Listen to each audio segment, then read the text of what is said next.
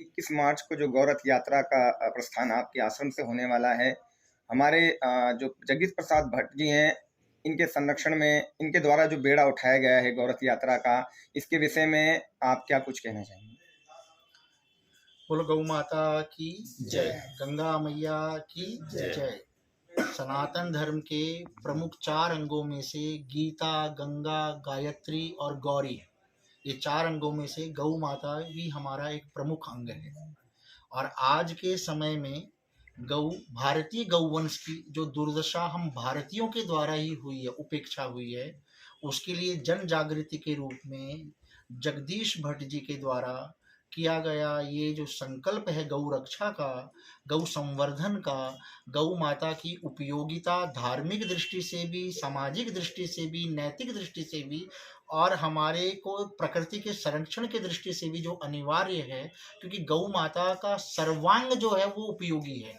उनका दर्शन हमारे को आध्यात्मिक दृष्टि से, उनकी सेवा हमारे को ब्रह्म प्रदान भी कर सकती है, ऐसा हमारे शास्त्र कहते हैं। उनमें 33 करोड़ देवी देवताओं का वास है, उनके गोबर में लक्ष्मी का वास है, उनके 4 पाद धर्म अर्थ काम मोक्ष हमें देते हैं। मृत्यु के उपरांत हमारे को जो वैतरणी पार करनी होती है वो गौ माता की पूंछ पकड़ के करनी होती है। ये सभी की सभी शास्त्रीय चीजें हैं।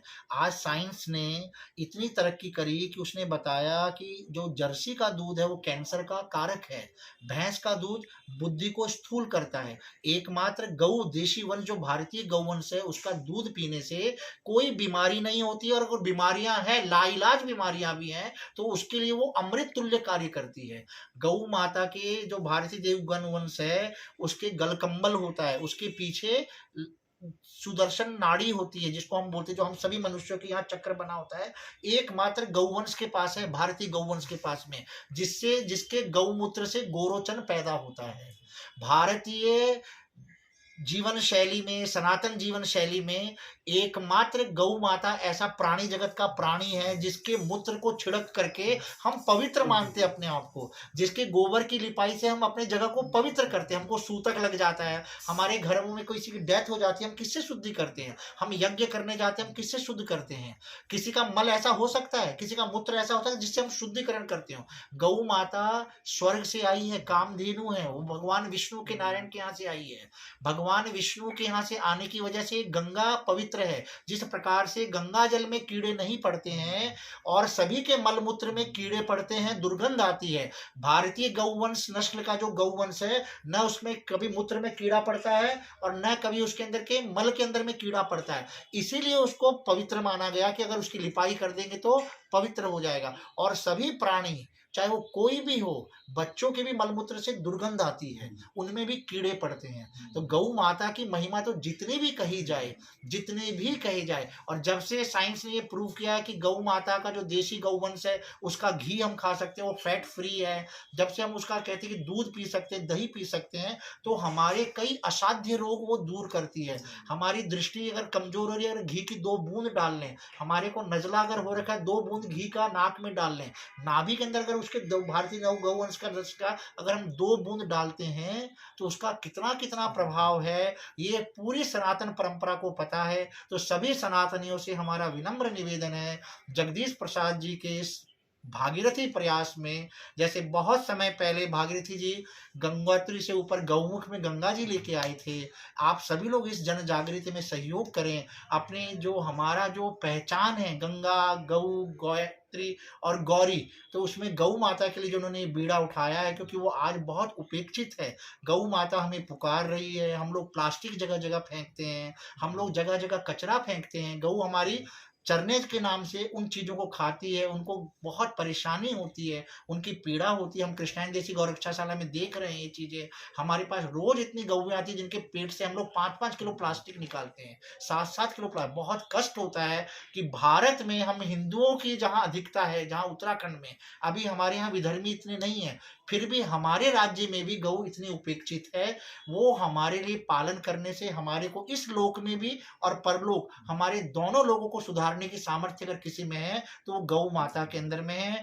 आनंद धाम हमारे कृष्णाइन जैसी गौरक्षाशाला के हमारे पूज्य गुरुदेव स्वामी आत्मानंद जी, स्वामी अमृत प्रकाश जी, स्वामी मुक्तानंद जी और मैं स्वयं हमेशा जगदीश जी के साथ में हैं। हमारी शुभकामनाएं हैं, मंगल कामनाएं हैं। आप रात 2 बजे भी अगर गौ माता के लिए हमें याद करेंगे, हम हमेशा आपके साथ में खड़े हैं, क्योंकि गौ माता हमारी आराध्या है, वो आपकी नहीं, हम सबकी आराध्या है। तो आप सब लोग इस कार्य के अंदर में आगे बढ़ करके आइए। और जगदीश जी का ये कार्य नहीं है, ये हम सबका धर्म है कि हम गौ माता की सेवा करें, उनके उपयोगिता की दृष्टि से ही नहीं, उनको माता की दृष्टि से देख करके उनकी सेवा करें और अपने जीवन का परम लाभ प्राप्त करें।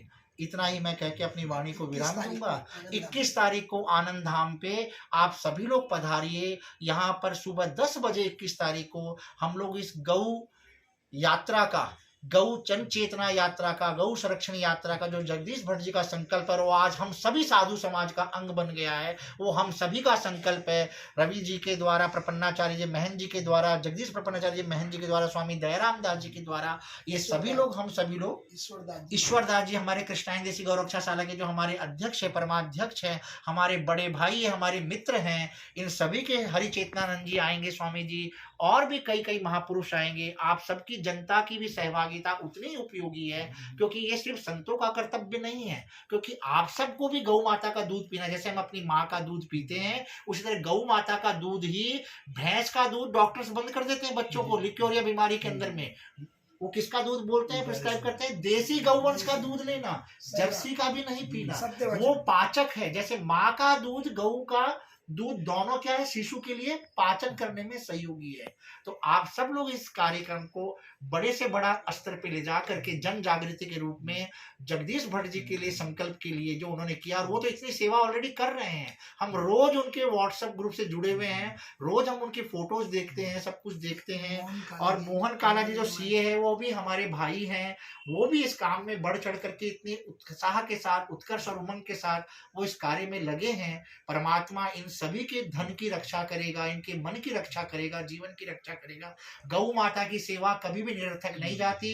हमारे पूज्य शास्त्र कहते हैं, हमारे शास्त्रों का अगर हम अनुकरण करें, गौ माता हमारे को ब्रह्म प्रदायिनी है, एकमात्र ऐसा जीव है जिसकी सेवा करने से आप अपने जीवन का परम लक्ष्य प्राप्त कर सकते हैं, आप मानव जीवन का परम उत्कर्ष प्राप्त कर सकते हैं, अगर आप गौ माता की रक्षा के इस बेड़े में, इस जन जागृति में, आनंद धाम को 21 तारीख को सुबह 10 बजे आप सभी लोग पधार करके इस कार्य को, उनको हम बहुत सारी शुभकामनाएं दे करके, बहुत सारे आशीर्वाद दे के, गौ माता की रक्षा के लिए, जन जागृति के लिए जो यात्रा हो रही है, हम सभी लोग विदा करें। इस यज्ञ में, इस महायज्ञ में हमारी ये छोटी सी समय के द्वारा दी गई उपस्थिति उनके उत्साह को वर्धन करेगी और गौ माता का आशीर्वाद हम सभी पे बरसेगा।